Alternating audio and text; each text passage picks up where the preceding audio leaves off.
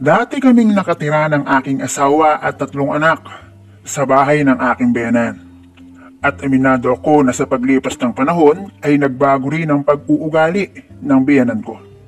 Bukod sa meron siyang tinitingnan sa amin na kanyang mga manugang ay hindi ko siya maintindihan. Biyuda ang biyenan ko at inabot ko pa ang panahong nabubuhay ang aking biyenang lalaki at hindi naman siya ganoon. Kaya naman sinikap ko ang magkaroon ng sariling bahay.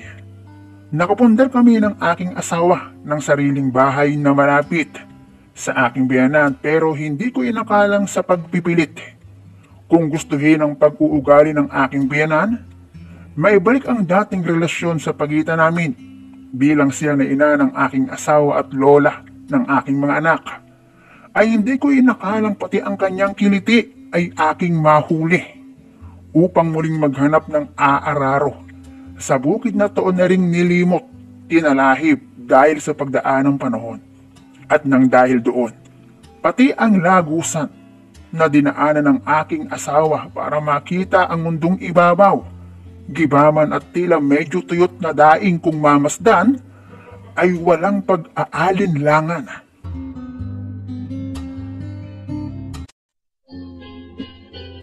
Hello guys and welcome dito sa Kasgul TV. At syempre, kung ikaw ay bago dito sa aking channel at trip mo ang ganitong klase ng kwento, pa-like and subscribe naman dyan.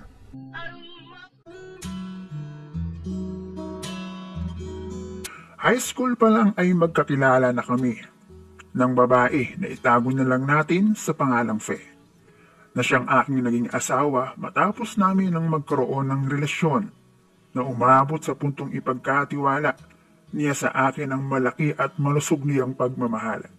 At ako naman ay itago mo na lang sa pangalang Patrick, na sa pagtagal namin ni Fe bilang mag-on ay nagpasok ng aking matipuno at mahabang pag-ibig na akin namang pinanindigan dahil di umano ay nakita kami ng magulang ni Fe na ngayon ay aking biyenan, na di umano ay naglaro kami ng bahay-bahayan sa loob mismo ng kanilang pamamahay. At kung paanong sa loob mismo ng kanilang pamamahay ay narito ang buong kwento. Matapos namin ang magkaroon ng relasyon ni Fe, ay nakilala ko ng kanyang magulang dahil sa isang pagdiriwang na ginanap mismo sa kanilang pamamahay. Hindi ko sure kung Pasko, piyesta o birthday, basta may pagdiriwang. At doon ay naipakilala ko ni Fe sa kanyang mga magulang at kapatid, maging ilan sa kanyang mga kamag-anakan na nandoon sa pagdiriwang bilang kanyang boyfriend. Simula noon ay naging madalas ang aking pagdalaw sa bahay ng aking iniirog na si Fe, habang ginagawa ang ilan sa gawain ng isang lalaki na nanunuyo sa kanyang iniirog. Sabihin na lang nating iyon ang panahon na sunod-sunuran ako sa kanilang nais na ipagawa sa akin, na naging dahilan kung bakit naging kampante at palagay ang loob ng lahat na nandoon sa akin. Maging ang ama ni Fe na sinasabing ubod ng higpit kuno ay tila naging maamong albularyo matapos ang aking pagbibigay ng manok, ilang pabor at pagsama-sama ko sa kanya sa panggugubat. At ang isa sa aking nakitang dahilan ay dahil naibigay ko ang hinahanap niyang galawan o ugali na mula sana sa kanyang panganay na lalaki. Nasa aking impormasyon ay maagang nag-asawa. Kaya naman tuwang-tuwa ang noon ay aking kasintahan pa lamang na si Fe. At kung may tatanong mo naman kung kailan naging kami ni Fe, ay noong high school na rin. Actually, high school rin kami noong unang magsurenderan ng bandera. At matapos nga ang tagpong iyon, ay nasabi ko sa aking sarili na ganap ng kumpleto ang aking pagiging lalaki matapos kong ang daanan ang unang pagsubok at ang ikalawa. At kung ano iyon, ang mabiyak at ang bumiyak. Natingin ko tanging lalaki lamang ang mabilis na makakagets. Kaya naman noong dumating ako sa sitwasyong nagagawa ko na ang matulog kina Fe at pumabor sa amin ang pagkakataon upang gumawa ng ilang bagay na ayaw ng ilan pero gusto ng karamihan, ay madali lang naming naisasagawa dahil kumbaga smooth na ang kanal na aking daraanan. Na akin namang ipinagtaka noong kumprontahin ako ng mama ni Fe na itago na lang natin sa pangalang Marites na dapat na raw kaming magpakasal ni Fe dahil ginagawa na raw namin ang gawain na para lamang sa mag-asawa. Nagulat ako sa kung paano niya nalaman dahil napakaingat namin ni Fe, bagamat hindi ko naman itinanggi. Medyo naging mahirap para sa amin ni Fe ang makasal dahil kapwa kami ay wala pa sa tamang edad.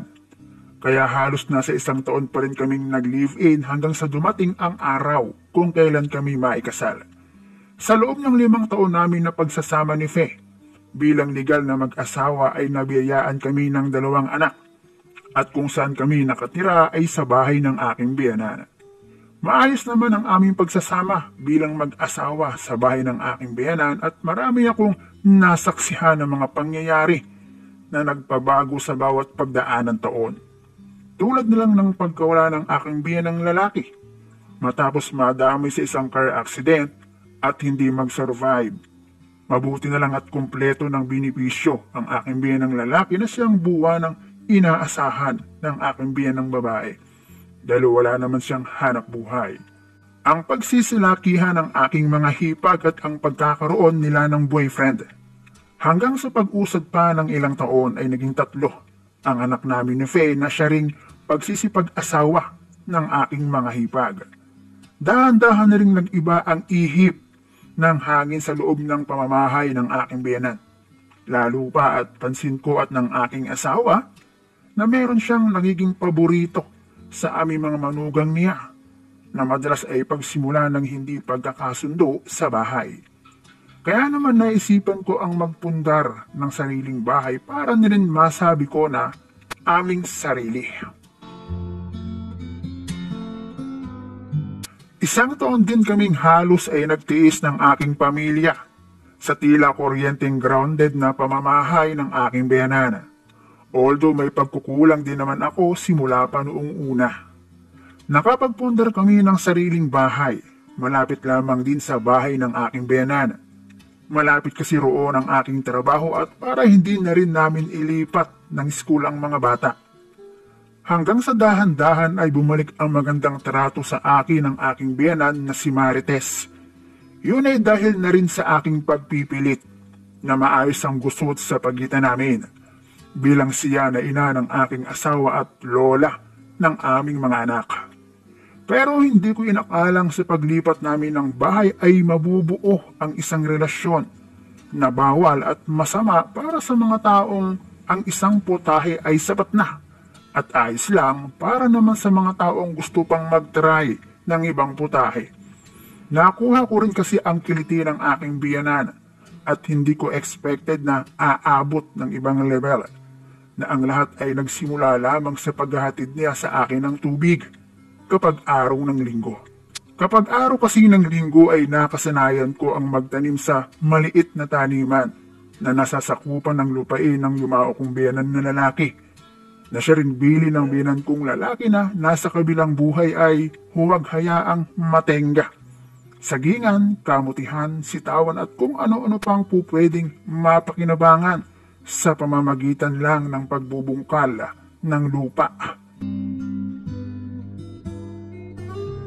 Nagsimula sa paghahatid sa akin ng tubig ang aking biyenan na babae, hanggang sa magkaroon ng biruan at ewan ko rin ba kung bakit pumasok sa aking kokote na may asim pa ang 66 years old kong biyenan na si Marites, na akin pang nasabi noong minsan na nasa kalagitnaan kami ng lihim na pagkukulitan.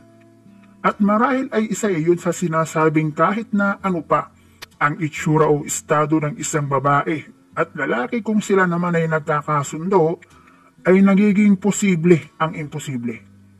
Medyo may agwat din kasi sa bahay namin ang aking munting taniman at mula sa bahay ay hindi mo natanaw kung ano ang nagaganap sa gitna ng sagingan. 1 linggo ng umaga, habang abala sa pamamalengke ang aking asawa, kasama ang 3 naming anak, na nataon namang nagsimba ang kapisan ng aking biyenan na aking hipag at bilas ay sinundan ako ng aking biyenan sa sagingan. Bagay na lagi naman niyang ginagawa kahit anong oras pa yan. At doon sa kanyang madalas ay pinupwestuhan kung saan niya nilalapag ang malamig na tubig habang nakikipag-usap sa akin, ay napansin ko ang isang bukid na tinatalahib. Nangangailangan ng dilig at araro para muling magkaroon ng buhay at sigla. Sapagkat kung aking ilalarawan ng tuwiran ang natenggang bukid, ay para na iyong lambak sa gitna ng kabundukan at para bang nilimot na ng panahon. At noong sandaling iyon ay para bang bumalik ang panahon noong unang likhain ng daigdig. Alam namin sa aming sarili na kaming dalawa lamang ang nasa lugar.